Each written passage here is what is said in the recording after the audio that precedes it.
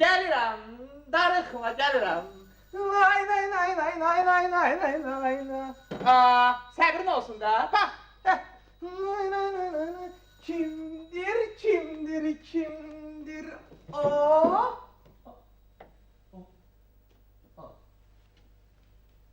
Heç kəs yoxdur ki.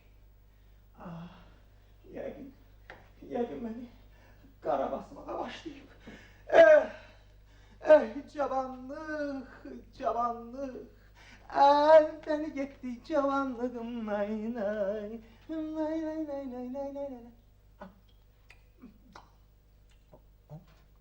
Şır.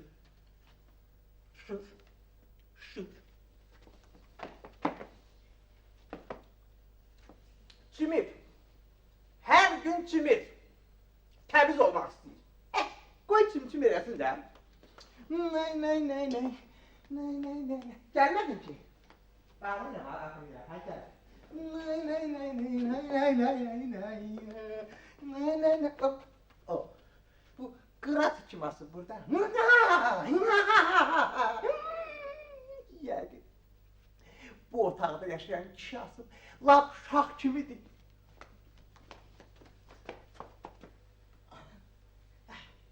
Dördaydı. 50 manat ondan borc almışam. Deyəsən yadından çıxır. Bəbə deyib, bəbə. Gəlir. Gəlir. Mən harada gizlədim? Çəkilim öz otağıma.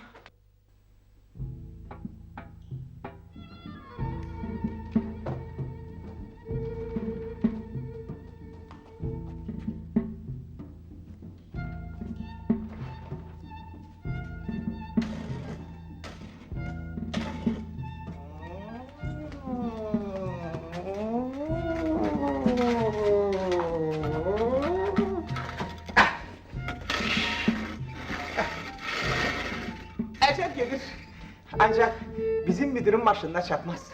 Çox insanpərvər, çox nəzakətlidir bizim müdür. İdarəmizdəki bütün qadınlara öz doğma arvadı kimi baxır.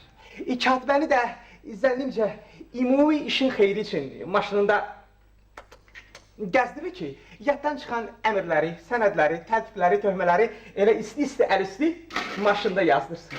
Bu barədə bir dəfə fərziyəmi iş yoldaşlarıma bildirəndə hamı məni məsxərəyə qoydu.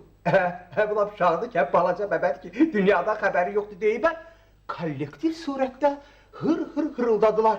Sonra da müdürümüzlə katibə haqda elə rəvayətlər danışdılar ki, güya pensiya yaşı çatmış müdürümüzlə 19 yaşlı katibə arasında lirik psixoloji, romantik epik, sentimental həm də sırf naturalist sevgi, macarası, münasibətləri varmış. Bu söhbətə, bu iftiraya dözə bilməyib can harayı cumdum katibənin otağına. Ay qız, belə əcaib iftira ola bilərmi?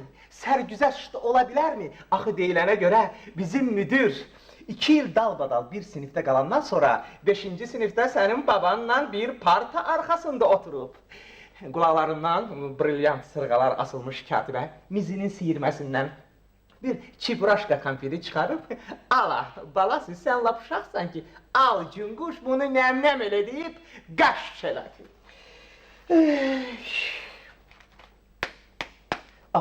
Lap yadımdan çıxmışdı, mənə olmaz axı bu, sigaret çəkmək olmaz. Qaynanam deyib ki, süd içsən, tez böyüyərsən.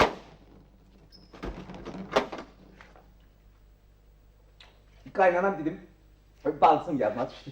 O günləri baldızımla cabanağım Bəhruz gəlmişdilər bizə. Yer üzməyələm. Arvadım yaxşı şübərə qutab pişirmişdi. Elə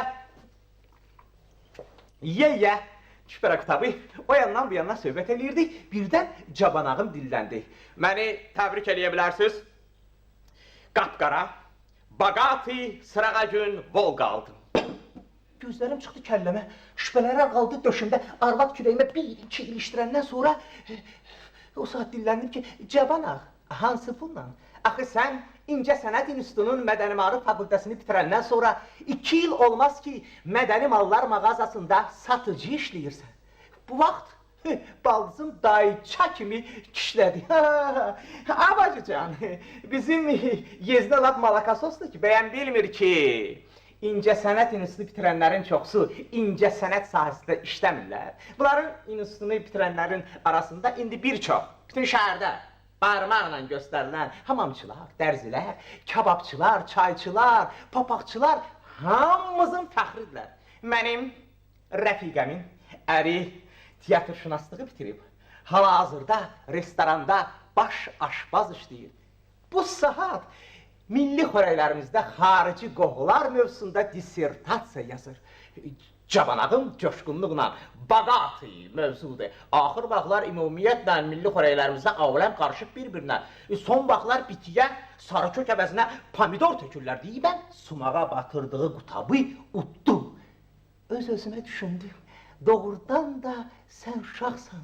Vaxta qədər bilmirsən ki, milli xörəklərimizi xarici təmayüllərdən qorumaq hər bir vicdanlı teatrşünasın müqəddəs borcudur.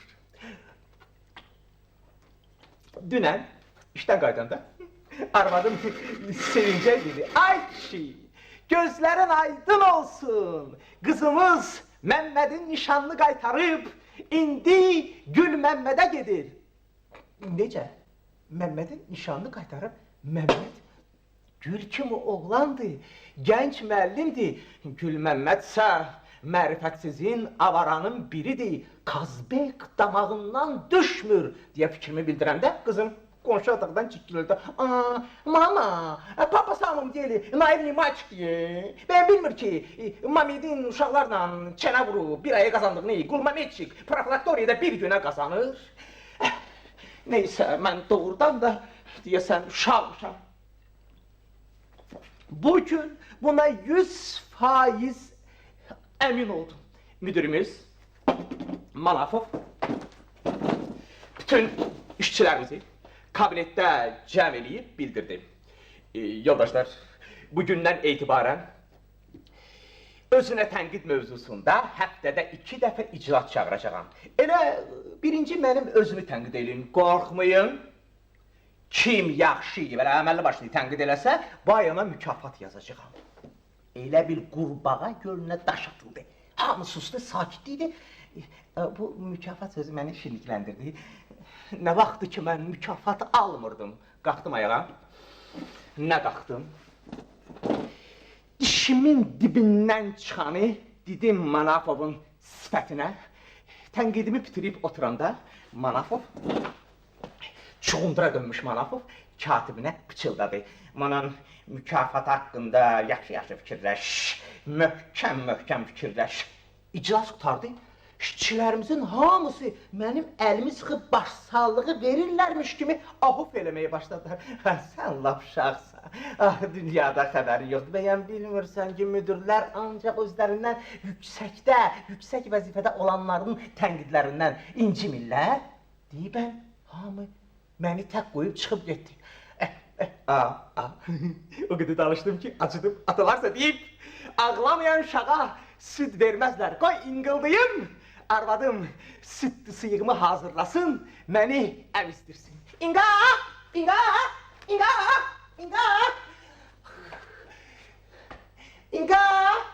Görəsən, mən haçan böyüyüb yekə kişi olacağam, hə? İnqa! İnqa! İnqa!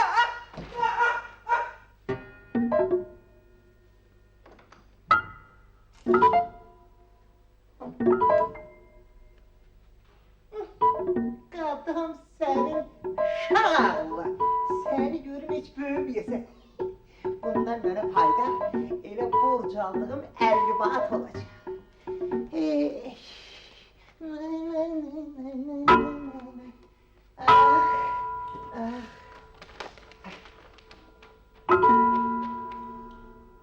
Bu otaqda yaşayanın dili çox uzundur. Özü də 2 səslə danışır. 1-2 dəfə qorxmuşam, təcili yardım çağırmışam. Həkim deyir ki, bu deyir sağlamdır. Həkimi görən kimi quzuya dönür. Elə ki, həkim gedir, başlayır, özü deyir, özü eşidir, özü deyir, özü eşidir, özü deyir, özü cavab verir. Belə də insan balası adam olar. Bax, deyəsən bura gəlir. Yo, mən özümü cəncələ salır mənəm. Yaxşısı budur, keçim öz otağıma.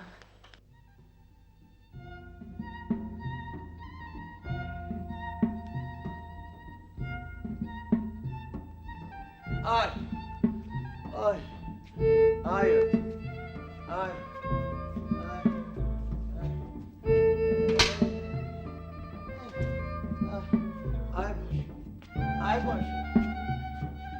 ay başım, ay başım, ay başım, ay, ay, ah, öldüm, ay, ay, uf başım, vay başım, ay kişiler, benim bu zavallı başıma ne gelirse, dilimin uzunluğundan gelir.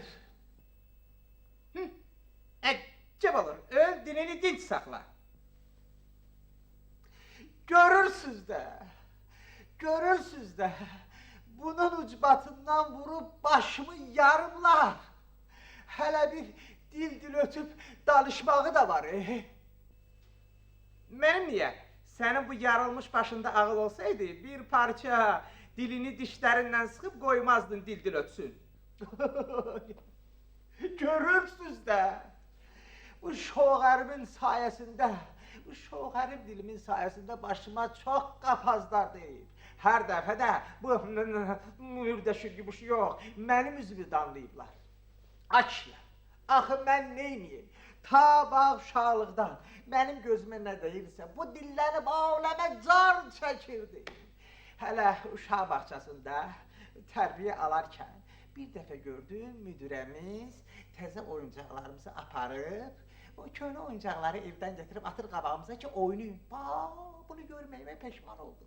Bir horun içinde bu yılan çalmış, bir car çekti, bir haykü saldı ki ay uşaqlar, ay balacalar, ay çocuklar, müdüremiz oyuncaklarımızı oğurluyor.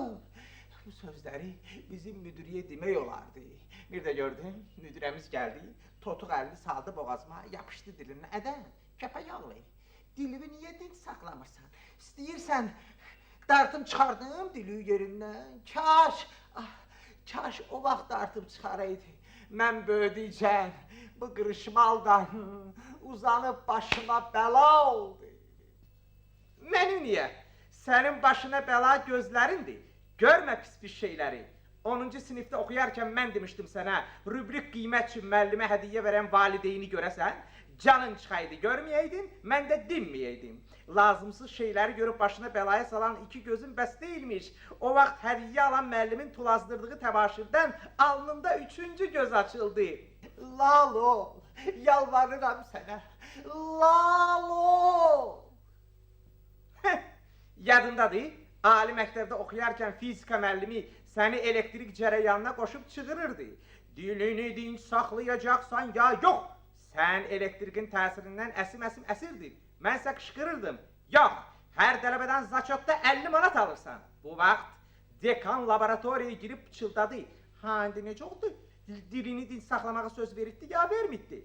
Fizika müəllimi yox deyib tərini sildi. Dekan voltmetrə baxıb, Handi gerginliği biraz da artır deyip laboratuvariyadan çıktı. Fizika müəllimi gerginliği artırdı. Birden gözlerinden elektrik lampoçkası gibi ışık saçmaya başladı. Fizika müəllimi dəhşətdən Evrika çıkarıp dəhlize kaçtı.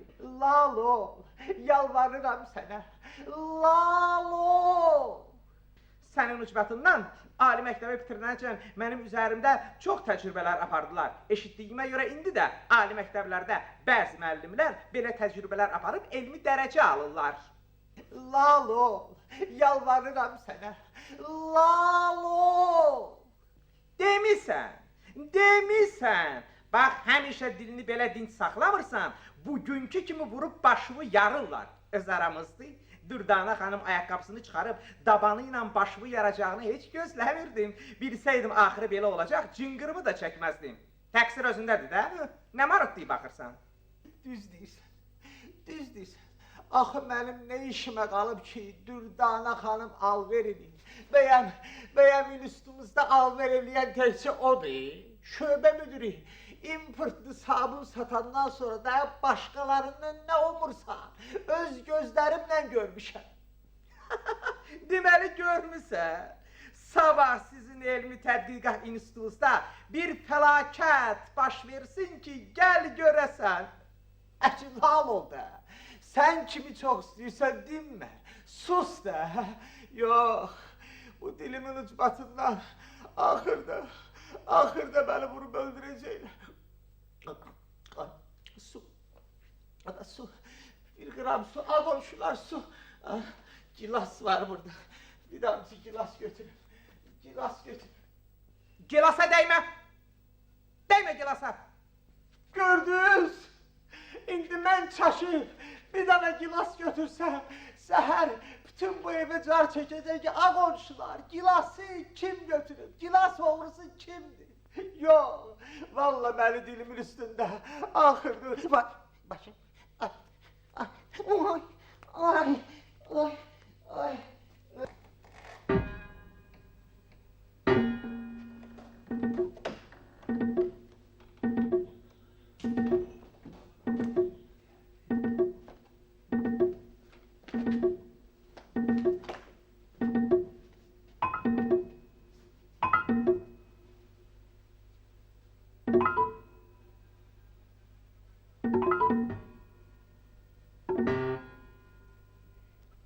Düzdür, bu yetim öz əcəli ilə ölməyəcək. Adam da hər fikirləşdiyini dilinə gətirib deyər, şir. Ada gənə şir. Bu son qıtlıq vaxtında da bu qədər çinmək olar, şır-haşır salmaq olar. Bu axı israfçılıqdır. İsrafçılıq dedim. Bax, o yadıma düşdü. Bax, yaşayan budur, hə? Yaşayan budur. Özü də ləqəbi də var. Axmaq deyirlər, hə? Arvadı da yadıma salın, o nə deyir? Dilimin ucundaydı, hə? Çaplıdır. Çaplıdır! Da cana! Vay, gəlir ki. Vay. Buradayım. Bak, hiç kes yoktu ki. 5 dana incir yemişəm. Hiç bilmirəm, cemaat mənim harama axmaqdır. 5 dana incir. Vax, həmişəki kimi çimir. 5 dana incir yemişəm. Mən kimlə, harda, necə danışdığımı da elhamdülillah, maşallah çox gözəl bilirəm. Özümdən böyüklərə gülümsəyərək bəli deyib diş ağardıramsa, tabeyliyimdə olanlara hiccə ilə yox deyib göz ağardıram. Mən kimlə, nə üçün dostluq elədiyimi də çox gözəl bilirəm. 5 dana incir yemişəm. Ilıqdır, gözəl. Hərdən bir bekar vaxtlarımda arvadım başımı sığallayıb mənə qaydır ki, əgər mən olmasaydım, sənin bu axmaq başın çoxdan batmışdı. Mən də arvadımın sığalından xumarlanaraq ürəyimdə deyirəm, əgər bu baş axmaq baş olsaydı, sənin kimi idbarla evlənib, nüfuzlu dədənin sayəsində elmi dərəcə almazdı. Əgər bu baş həqiqətən axmaq baş olsaydı, səndən birlikdə elmi tədqiqat institutunun şöbəsində bir sürü adama başçılıq eləməzdi. Görürəm ki, cemaat səhv eləyir, mən axmaq zat deyiləm, görünür və bəzilərinin gözü pis görür. Əsl axmaq mənim tələbəli dostum Orxandır. Bu yaxınlarda eşidib ki, bizim şöbədə kiçik elmi işçi yeri boşdur, cümdü, gəldi mənim kabinetimə ki, onu işə götürüm o vəzifəyə.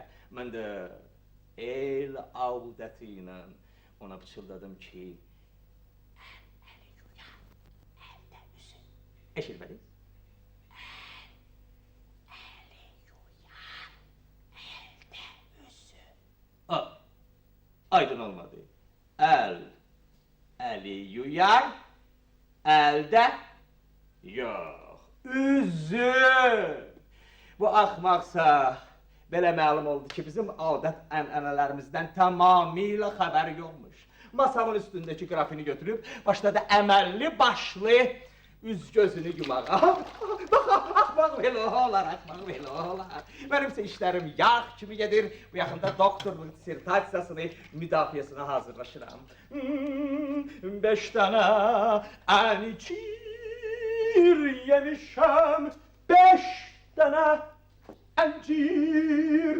Bu yaxında bizim şöbədə olan M xanım əyyanı surətdə sübut elədi ki, mən axmaq zat deyiləm. Çox navzı qəmzəli, şivəli candı M xanım. 5 dənə əncir yemişəm. Bugün mən onu kabinetimə çağırıb, ona təklif elədim ki, məndən axşam restorana gedib, bir iki badə şaftalı şirəsi içsin. Bu sözləri deyəndə elə bil ki, bu gül cəmalına qızım bulutlar çöktü, qönçə dodaqları ilə pıçıldadı. Sizə hamı deyir ki, bu şöbədə siz axmaqsınız, ancaq səhv edirlər. Siz axmaq yox, axmaq deyilsiniz, bəs nəyəm?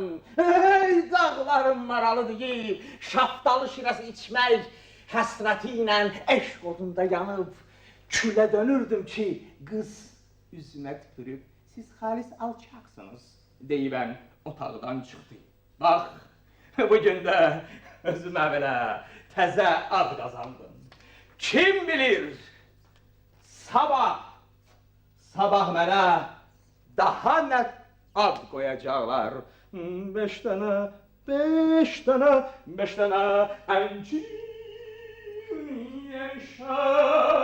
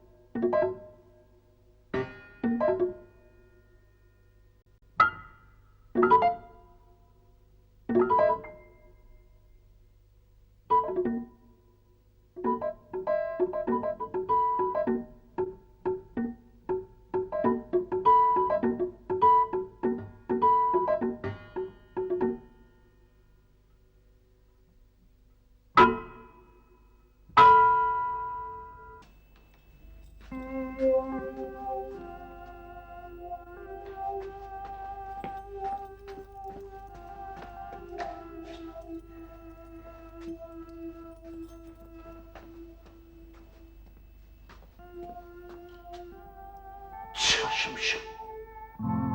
Yaman çaşmışım. Ümumiyyətlə, çaşbaşlıq bizim nəslimizdə irsidir. Atam deyir, mənim babam da tez-tez çaşarmış. Əlbəttə elə, mən babama oxşamışam, çaşıram. Özdə tez-tez. İnstituta girəndə ticarət məktəbinə əvəzinə çaşdım, girdim universitetə. Evlənəndə ağıllı, kamallı, sevdiyim D xanımı almaqdansa gedib onun rəfiqəsi B xanımı aldım. İndi də çaşmışam. Çox çaşmışam. Çaşbaşlığıma səbəb idarəmizdə daban-dabana dolanan zidd şairlərdir. Əməkdaşlarımızın bir qismi deyir ki, müdürü çıxarırlar, onun yerinə mavini qoyurlar. Bir qismi deyir, yox. Mavini çıxarırlar, müdür qalır yerində. Bu şairlər elə inkişaf edib ki, adam bilmir kimlə xoş danışsın. Kimə tez-tez salam versin, kimin kabinetinə lazım, yerli, yersiz girsin, çıxsın. Bilmirsən. Bax, bu çaşbaşlığımın bu böhranlı çağında bir təzə şair də yayırdı ki, müdürü də mavini də çıxardılar. Müdürün yerinə bizim o şöbə müdürü işləyən yekə qarın loğmanı qoyurlar. İstədim girim içəri Loğmanın kabinetinə, haqq salam eləyim, təzə şair çıxdı ki, bəs bu şairlərin hamısı yalandı. Deməli çıxardılar kimi Mavini, Loğmanı, bir neçə şöbə müdirini, müdirsə qalır yerində. Çaş-baş qaldım, heç özüm də bilmədən birbaşa girdim müdirin katibəsinin kabinetinə, Hikkə Rufanın kabinetinə. Dedim, Rufa, sən bilərsən də, bildik hələ, biz bilək də kimə qulluq eləyir də. Rufa makinada elə çap eləyə, mənim heç üzümə də baxmağa gedeyim, Müzarami, bunların hamısı yalandı. Əsl həqiqət budur ki, idarəmizi yeri dibli bağlayırlar və salam şüt, tamam, işim çoxdur, vaxtım yoxdur. Gör necə çaşmışam ki. Eve gitmeyeceğim. Metroya girme əvəzinə girdim o tez açılan o kooperatif restoranlardan birine. Orada çaşqınlığıma bir 40 derecede əlavə edib çıxdım eşeğindi. Ayaqlarım bilmirdi hara geçsin. Bir de gördüm tiyatrolardan birinin afişasının qabağındayam. J.B. Molière Skafenin kələkləri. Skafenin kələkləri. Komediya. Dedim, ne olar? Dedim, baxım gülüm biraz əhvalım yüngülləsin deyirlər ki, insan başqasının gülüncüyünə güləndə öz gülməli işləri yadından çıxır. Bilet aldım. Girdim içəri. Pərdələr açıldı, oturdum əlbələ. Deyəsən, inzibatçılar da çaşıblar.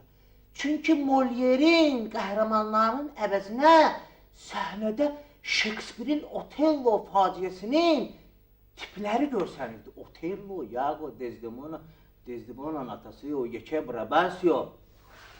Yanımdakindən soruşdum ki, bu ne işdir? Axı, Skafenin kələkləri olmalıdır. Mənə qayıtdı ki, Skafeni oynayan komik toyda tamadadır, yumru komik. İndi ona göre de tragikleri ki toya tamada çağırmırlar, bugün ona göre Otello'nu gösterirler. Dedim ne olar? Komedi olmasın, faci olsun. Başkasının halına ağlamak da adamı yüngülleştirir. Deyip ben başladım tamaşa eləmeye. Sonra birden baktım gördüm diyesen aktyorlar da çaşıblar. Çünkü Otello ağ idi, süt kimi. Desdemona qapqara mazıd. Əvvəlcə gözlərimə inanmadım, bir gözlərimi ovuşdurdum, bir də baxdım Otello'nun, Desdemona'nın rəngi değişmədi ki, değişmədi. Yanımdakindən soruşdum, bu nədir, bu nə biabırçıdır? Baxı, Vespaki bilir ki, Otello qaradır, Desdemona ağ, bu nədir? Mənə qaydı dedi ki, bu yeni rejissor traktovkasıdır, tip boy. Ne olar, ne deməsilər da, mən bir söz demirəm. Oturub elə finalı gözləyirdim ki, Otello gəlsin. Desdemona'nı boğsun canım tutarsın. Ama tamaşanın finalında gözlerim lap kəlləmə çıxdı. Otello Desdemona'nı boğub öldürmək əvəzinə Desdemona.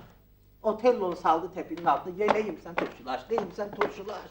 Zala alqış səsləri bir də, aferin, bravo, bravo. Sən öldür bu padlesi Desdemona, öldür. Lap özümü itirdim, çaşdım, qaldım. Ay balam, bu nə biabırçılıqdır, belə də biabırçılıq olar. Yanımdaki qayıtı ki, burada biabırçılıq zad yoxdur. Tamaşanın rejissoru da, ressamı da, bəstəkarı da qadındılar. Bir də tamaşa 8 Mart Qadınlar Bayramına həsr olunur. İndi, qardeşim sənsən, bax, belə yerdə çaşmayasan, neynəyəsən? Amma biz nəsilli ilə bizdə çaşbaşdır var, babam da çaşardı, ninem də çaşardı.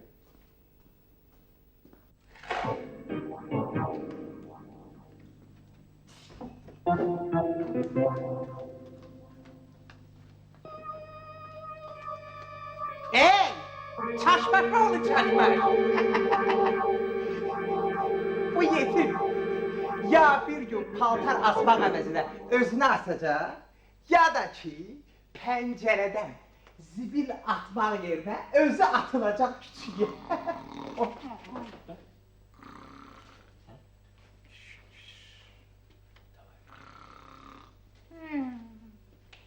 O ne? Xoruldayı deyəsən. Xoruldayı. Yatır. Lay lay çaşbaş oğlu çaşbaş. Yat kal dala çaşbaş oğlu çaşbaş. Göresen bu şehri kim deyir? Seydezi ya Mayakovski. Eybi yok, öğrener.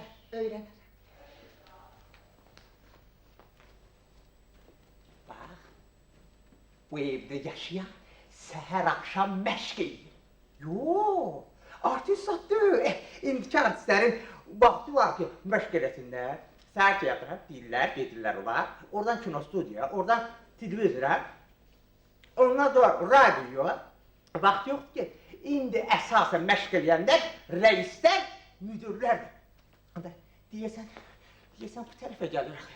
Özü də ürəyə gedir ki, ona qulaq assınlar. Yo, mən burada qalsam, onun zritili olmalı olaram. Yaxşısı budur gizlənim bu tərəfdə.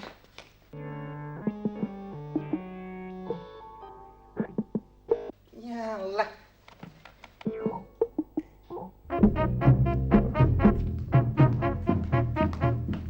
Hay adam. Ha komşu. Vur. Sesme bir ses veren komşu. Abacı. Sarı bülbül. Abacı. Bacı da yoktu. Az su demer.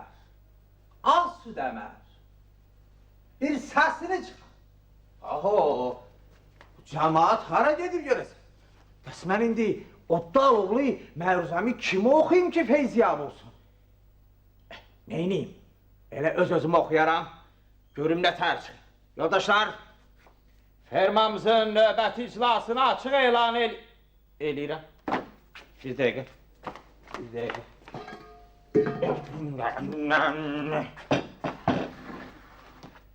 Yoldaşlar, fermamızın növbəti iclasını açıq elan eləyirəm.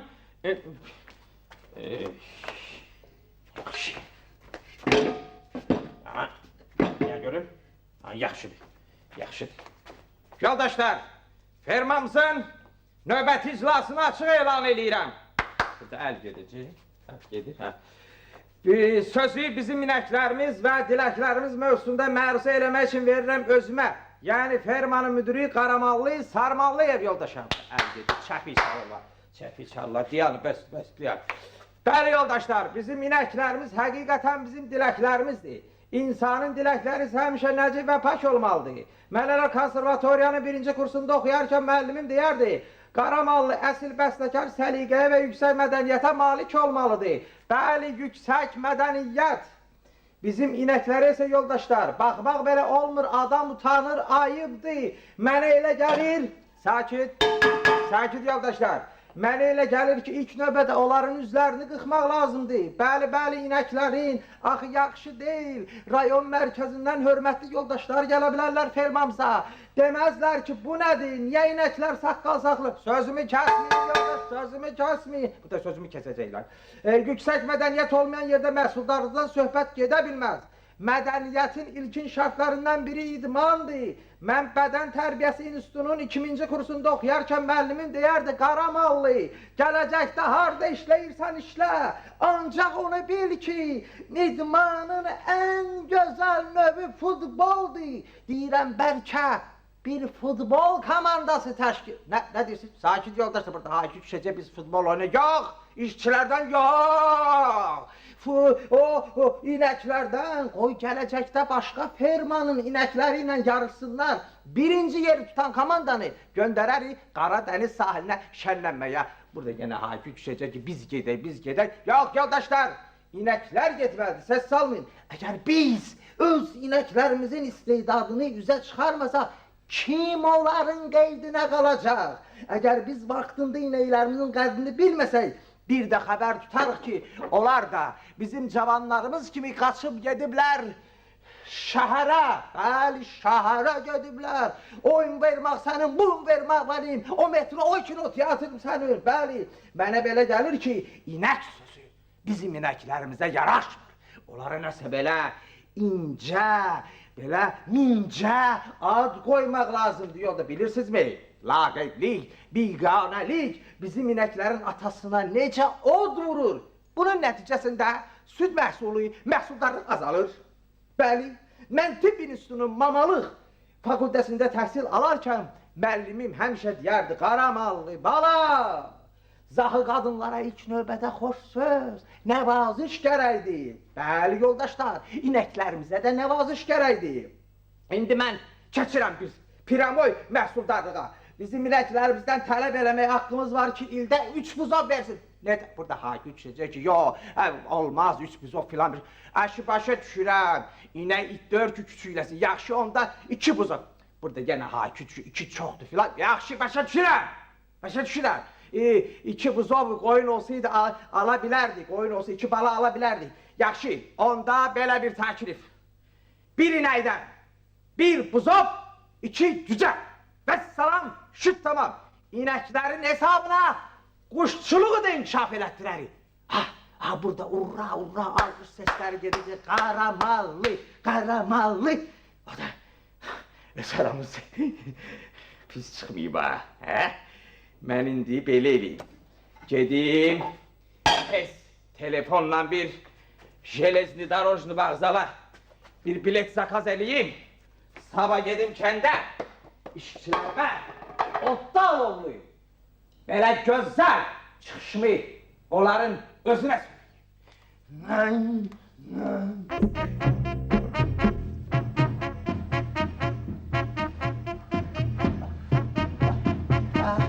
Nefesim kesildi ya. Çene bey diye bu çene bey. Vay, vəxsi! Qalxmayın, mənəm. Edison gəlsə, deyərsən ki, mən evdəyəm. Nə mattın baxırsan? Dünənləri importun ayaqqabı gətirmişdi, onu deyirəm. Baş üstə. Hə. Meyvə də qoyuram süs üçün. Qurbandır süsə. Təşəkkür. Meyvəyə görə.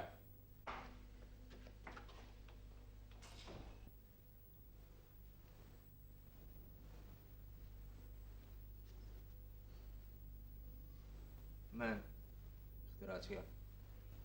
Özü də çox nadir, çox mahir. Qeyri-adi ixtiraçıyam. İxtiralarımın hamısı qeyd olunub, müəlliflərin hüququnu müdafiə edən idarədə yox, məhkəmə protokollarında. Tarix boyu bütün istedadların başı qaldı olub. Mən də çəkmişəm öz sələflərimə. Həmişə başım qaldı olub. İlk ixtirama görə mənə müəlliflik şəhadətnaməsi əvəzinə 2 il verdilər. Tərəzidə elə bir qurğu düzəltmişdim ki, 1 kiloda ən azı 200 qram əski çəkirdi. Tərəzinin çəki gözünün altındakı düyməni basmaqla maqnit sahəsi yaradırdım. Tərəzinin gözü istədiyim qədər ağır çəkirdi. Bir dəfə bir qoca pensioner üçün 2 kilo şokolad çəkəndə təsadüfən cərəyan şiddətini artıq verdim. Çəki gözünün əqrəbi vurdu kəllə çarxa. 1 dəqiqədə qapanma yarandı.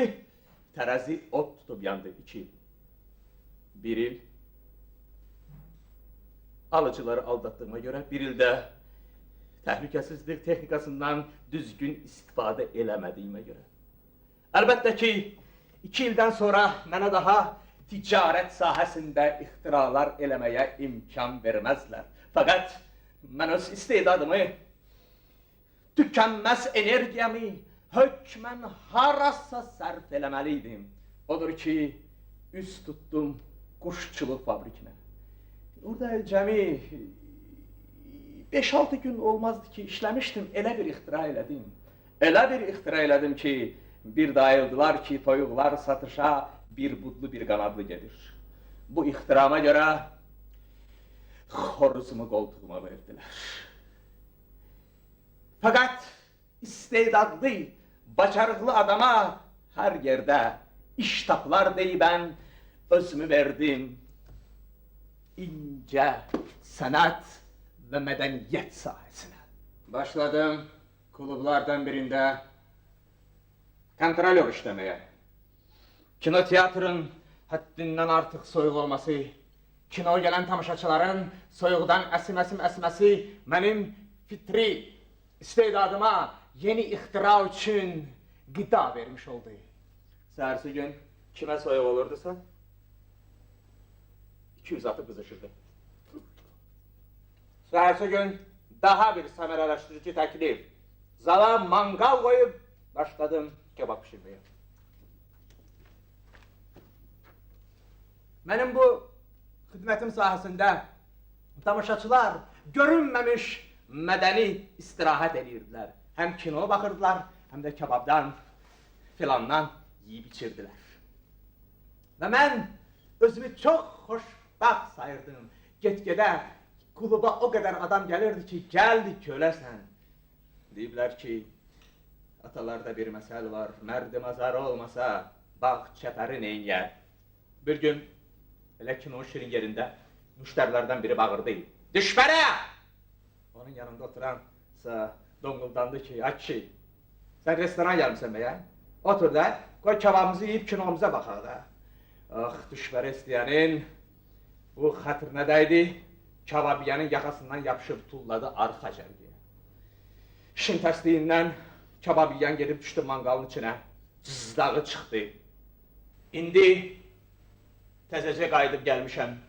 5-6 gündür ki, heyvanxanada fəhlə işləyirəm.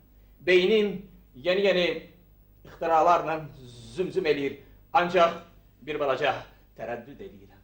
Çünki mən çox ehtiyatlı olmalıyam. Çünki şirlə, timsahla, fillə ixtira eləmək çox çətin məsələdir. Bir də görərəm ki, gözümü açıb ya şirin qarnındayam, ya da filin ayaqları altında. Ancaq gec-tez siz mənim yeni ixtiramın surağını eşidəcəksiniz. Hökmən, çünki mən ixtirasız yaşaya bilməm.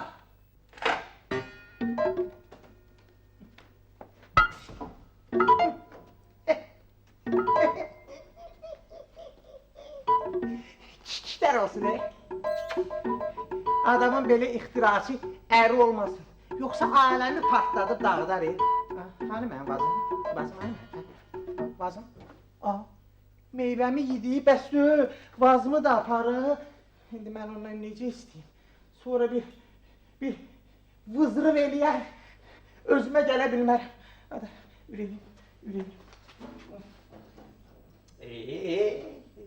Su da kesildi ki, bir damcı su kesildi. Yaxşı bəs, o fağır hamamxanada sabunlu qalır. Ay fağır. Vay! Qonşu! Həmişə təmizlikdə. Gül, sevin gül! Gül, sevin gül! Sevin gül! Gül, sevin gül! Gül, sevin gül! Gül, sevin gül! Gül, sevin gül! Gül, sevin gül! Eğer gülüş hakka vara hakikatin yüzü güler sevinç verse insanlara muhabbetin sözü güler gül sevin gül gül sevin gül gül sevin gül sevin gül Asyan gülümseyer hey aşık olan gülümseyer hey Güneş bakıp gülümseyer tabiatın gözü güler Gül sevin gül gül sevin gül gül sevin gül gül sevin gül gül sevin gül gül sevin gül sevin gül gül sevin gül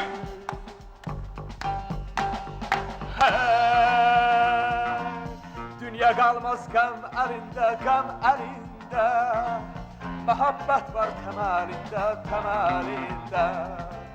körpələrin gülüşündə, gülüşündə Saadətin özü gülər, özü gülər Gül, sevil gül, gül, sevil gül Sevil, sevil gül, gül, sevil gül Özlem gülümseyen, hey! Aşık olan gülümseyen, hey! Güneş bakıp gülümseyen, güneş bakıp gülümseyer Təbiətin gözü gülər Gül, sevin gül, gül, sevin gül Sevin, sevin gül